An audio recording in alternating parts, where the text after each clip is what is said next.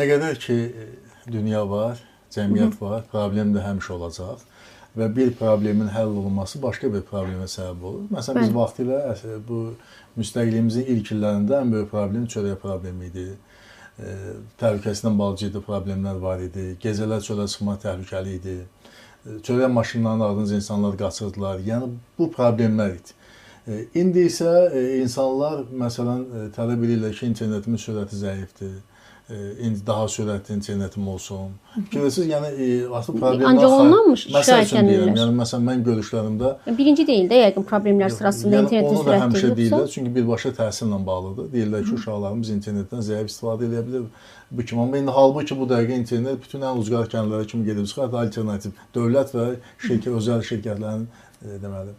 Yəni, bu məsələlər var və məsələlərin həlli istiqamətində addımlar atılır, amma dövlətimizin başçısı da həmişə deyir ki, bizim sosial rifah sahəsində atdığımız addımlar biz heç zaman o fikirdə deyilik ki, bu hər şey həll etmişik və onun öhdəsindən gəlmişik və s.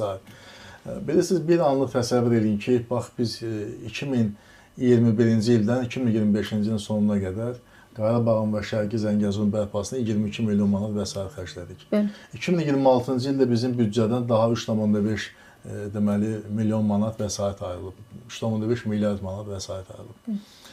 22 milyon, bu da 3,5 milyon. Milyard dedim, 3,5. Deməli, siz təsəvvür edin ki, bu vəsaitlərin biz toplasaq, təxminən 26 milyard manata yaxın deməli vəsait çıxır. Və bu nöqteyi nəzərdən biz həmin vəsaiti sosial sahəyə yönəldə bilərdik. Biz həmin vəsaiti insanların deməli pensiyalarına, daha da artırımına, uşaq pulunun verilməsi məsələlərinə yönəldə bilərdik. Bizim nəyimizə lazım idi ki, biz indi hərbi büdcəmizi 8,7 milyard manata çatdırdıq. 8,7 milyard. Biz elə çox yaxşı olardı ki, biz həmin 8,7 miljardı biz məsələn Qarabağ 3,5 milyard manat ayırmışıq da indi, düzdür? 3,5 milyard manatın əvəzində biz deməli hərbi büdcəmizi eləyərdik 3,5. 8,7-ni Qarabağa və ya 8,7-ni sosial sahəyə, uşaq pullarının verilməsinə sərf edə bilərdik. Deməli, elə vəziyyət var ki, o bizi öz diktəsinə edir ki, biz müəyyən mənada təhlükəsizlik məsələlərinə daha çox diqqət yetirək və insanların ən böyük arzusu nə idi? Ərazi bütövlüyümüzün bərpasına bağlı məsələlərdir. Yəni, bu istiqamətdə biz tarixi nailiyyətlərə imza atmışıq, amma neyiniyək ki, düşməndən bizə miras qalmış, tamamilə viran qalmış bir Qarabağ var və biz o istiqamətdə dediyim kimi böyük pullar xərcləyirik.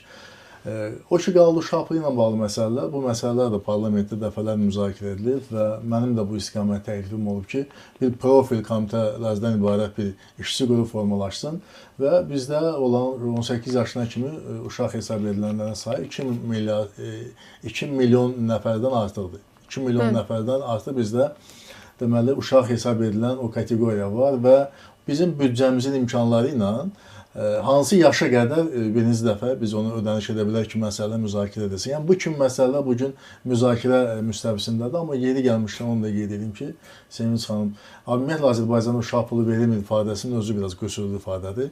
Çünki Azərbaycanda çox saylı kateqoriya üzrə uşaq pulları verilir. Müxtəlif adlar altında. Müxtəlif adlar altında. Uşaq pulu deyilmir, amma dediyim kimi şəhid ailələrlə bağlı, valideyn itirmiş uşaqlarla bağlı, əlil uşaqlarla bağlı və s.